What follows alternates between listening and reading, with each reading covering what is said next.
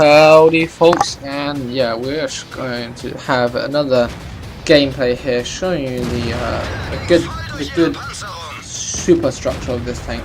Now holding this corner, well, with this tank is almost impenetrable by the enemy, because just to tell you that if you get the enemy to shoot around you here, that's effectively 300 millimeters.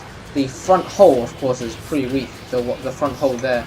But the thing is, you can wait. Let me just get the angle right. Okay, but that's not really good angle. But yeah, they can't really see me. They can't really see my weak hole. So if they only see me like around the gun area, they can't really pen it unless they get lucky. So in that case, this tank really can hold that corner. But the thing is, as you can see from the map, the enemy has, well, we have pushed far enough that the enemy might not come up. So I'm thinking, let's just plug the gap on that on the 3 and 4 line, because I'm thinking the team is not covering that flank properly. So Hellcat there, can our T-34-1 get in?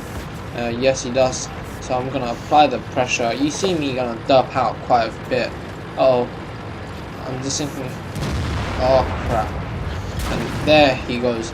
He has the same gun as me, and he smashed me for 544. Really good roll for him. That's me being a noob. I shouldn't have came around so aggressively, but he didn't pull the trigger, so I suppose I'm quite lucky for that. Sometimes, you know, you just have a rush of blood in your brain. So sometimes you do foolish stuff, but that's the end of him. And oh my god, why would he come out? Seriously? There he goes. I'm thinking about applying pressure on this guy. Oh, stun him immediately. He loves this enemy phase now. And I'm thinking about lowering HE, but in case this T-52 comes out, I'm thinking because I might not one-shot him at that time, so I didn't decide to load HE. And now it will be the perfect opportunity to load HE, but then the Indian Panther comes out, which means I put a nice shot there when he goes back past it to collect. So basically he just collected a bucket of damage, which he shouldn't have got if he was concentrating, looking at the map. No, he shouldn't have done that. And I'm thinking, okay, this guy, is he looking at me? He's not. Okay, that's it, the end of him. And I'm just going to go apply to the pressure.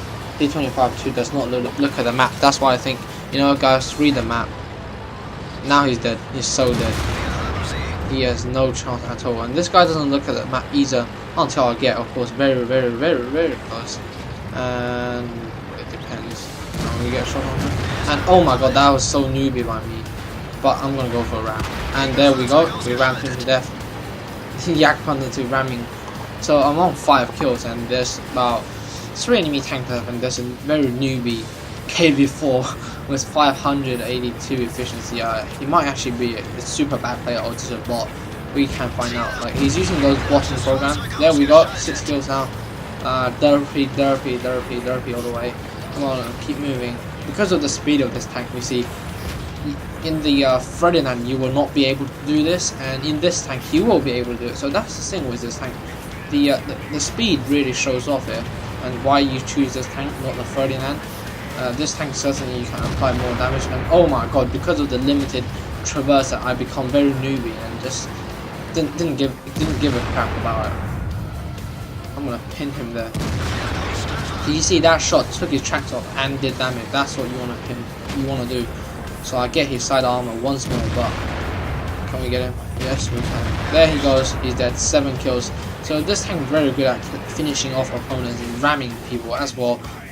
You saw me ram the T-34-3 there, but then there was a few limitations in my replay here where I dumped like just totally failed, absolutely failed. But you know, this is not a bad game, of course, and I just want to showcase that this thing is fast. You know, I literally just had almost no speed and just accelerated, then crashed into the T-34, took him out when he had 100 health. So I really recommend you this tank. I think it's one of the most fun tanks ever, and I think, you know, this guy called Fred Ferguson, in my description below, there is a link to his channel. Check him out, and he has a Jagdpanther 2 review there.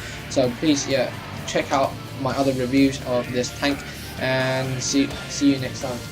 Okay, bringing you another one, Jagdpanther 2 replay. We can see that I have already flanked around in the beginning of the game where all my team has been camping around on this hill, and because of this very good mobility, I'm able to get around. And as you know, it's a 60% game, so I pretty know that we can probably win this quite easily.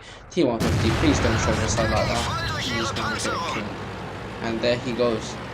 We did 512 damage, including fire, but then the Su 12244 made short work of him, which meant that, you know, not much damage by me by burning him. But you know, this tank doesn't have the best gun traverse in the game, so in this case, it's worse than the Ferdinand. Ooh, can we get that shot? No. Yeah, basically this tank has worse gun depression than the Ferdinand and worse traverse, but it's no way or no means bad, because you know, I mean, it's still pretty good. It doesn't really affect the tank much, except that you just need to know that you have less limited gun traverse, and you know, just keep that in mind. And I mean, you can probably just walk around it, because normal TDs have this sort of traverse anyway, but this tank is rear mounted, which shows that it's sometimes different from the Jagdpanther, the way it feels, but it's quite simple to get used to, so I'm very aggressive indeed. But then I'm in Jagdpanther too, I have the decent firepower, so I'm not really interested in trying to go there first, get spotted and get shot at, and I just want to put pressure on the enemy. But then I'm waiting for this T21 to scout this area out. I'm trying to scan possible locations of where they might be, and oh, this A43, you're gonna see me knock out this guy first. And by the way, the cursor's gonna come back anytime soon in the next few updates, because as you know, Wargaming stated that it's a bug. So here you can see that I can either choose to go to A43 or Luge, wherever that thing's called. The reason I chose the Luge is because, first of all, he might have the machine cannon, and I think the machine cannon can get through my side, and he can do quite a lot of burst fire, and the A43 in this situation is actually less dangerous in my opinion. And you know, I don't really care, just want to ram something, and can ram it. So because it has a good speed, I missed a shot, and okay, here comes the ram. Yes, see that ram. Ooh. Boosh, we killed him as well. So that was very good ram indeed on that Luge, whatever thing it's called. So gun depression wise, it's not the worst, but I'll make a decision. I should have reversed the cover, so we're able to take out the 533 damage, which is really good alpha for this gun against the Yak Persian, and he gets. Well, he really can't penetrate me if I stay hold down there, unless of course get lucky and shoots my upper plate. I mean upper or lower laces, otherwise he can't pen me. So I'm waiting for him to come out. I have a side shot there, and I'll take it. He shot APCR there. He penetrated this spot here, and that's, well, certainly the Super Persian has something like 240-ish penetration, which means that he can go through this thing hole-wise pretty easy when he fires APCR. So I mean, as long as he hits that part, so I'm pretty happy. I'm trying to work around this ridge, you know, just trying to minimize the amount of hole I give him, and as long as he hits me around this place, it's about 300 millimeters, and I don't think he's gonna penetrate me much. And you know, this tank's side ammo rack is very weak, as the Comet was able to smash through the side every time, and you know, the ammo rack's quite big there. So make the map smaller, and although this tank's pretty fast, my team's gonna finish off them in less than a few seconds. Yeah, that's the Jagdpanther 2 showing that it rams tanks quite easily because it's got, I think, almost 50 tons or around 50 tons, so that's a pretty able tank to ram most tanks in the game. Well, I'm gonna get into a very aggressive spot in this matchup, and hopefully someone can maybe scout out that area, but don't seem like any of our light tanks is interested. Me and Mysterio, so we're trying to kind of carry this game because it's a 43%er, and we'll just see how capable of this tank. The reason you saw me reverse there, I just let me get out of that situation. I was trying to hide my lower hull, as I said in the previous videos. This thing's got quite a weak hull, so you want to hide the hull as much as possible and only show your upper superstructure, which is 300mm thick, and that's pretty awesome. I use Tank Inspector in my Royal Tanks review, so check that out. It's a very detailed review indeed, but yeah, I just felt like I just enjoy this tank a lot, so I just wanted to show you more replays, and here's more. And after Mr. Real saw me play this tank, he decided that he's gonna quickly grind the thing because it's so good of a tank, and you're gonna see some RNG in this game. So there's the artillery trying to hunt for me.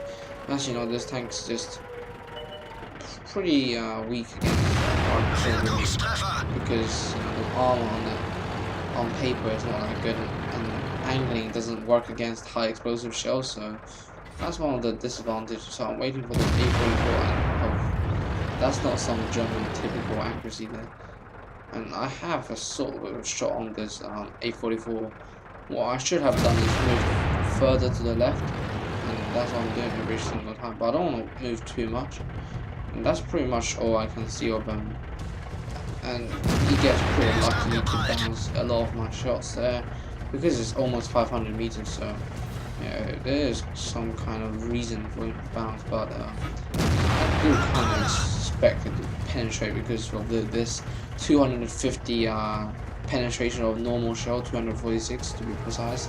Waiting for this guy, I'll take that shot and somehow bounce on T69, and you just imagine how much potential damage I could have done to them if the shot penetrated, but I'm not gonna argue. And there goes, I'll try to aim for the back of the IS-3 and bounce off the A44 again, which was quite unlucky, and finally we killed that A44. He was retarded to stay in that position, and he thinks that he's just getting potential damage, but of course he's got 800 efficiency. It's not the most clever thing to do. When I get good RNG, I'll be able to penetrate him and kill him, of course.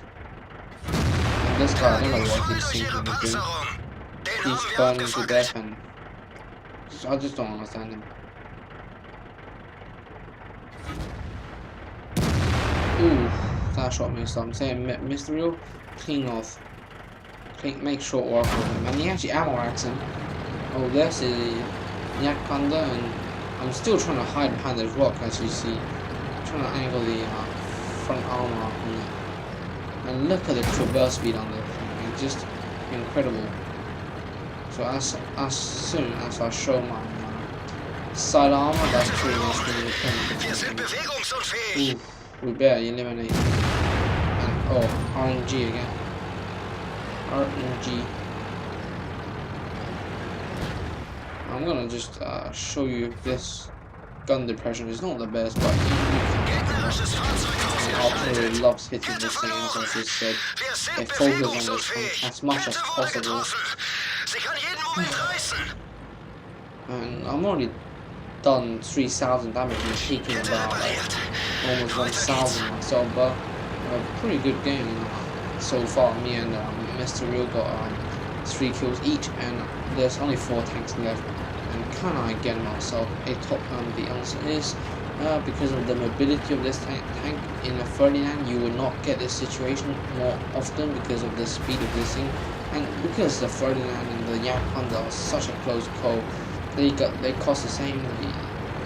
Everything's almost the same, but the Jagdpanther 2 stop grind is easier, and also the Jagdpanther 2 has the speed and upper superstructure arm, which is something the 30 doesn't have. The 30 has good frontal arm all round, but it does not mean that he has all-round good arm. Got a shot in the second half. There he goes. Oh, left me burn. No one's taking a shot at him. And he's burnt to death. So just check out that alpha. They can do serious module damages. And as you know, I set 2 person on fire today in this actual game. So it shows you that this gun is for business. And then Mr. in chat was like, don't allow him Top Gun. He was saying that to me, and he's like, he won't do more damage, but I just have the speed he doesn't. Feuererlaubnis erteilt. We took him out, and I'm aiming for the less health, but I don't want to expose too much in case they turn around and just nuke me. So I go for his sidearm. There he goes. He's dead as well. 6 kills. Can we make it 7? Oh, no, I don't expose too much. I should have really aimed at there, but yeah, we did 500 damage, which was pretty good. And KV's 3 finishes him off, and KV4 gets no action at all because he's slow.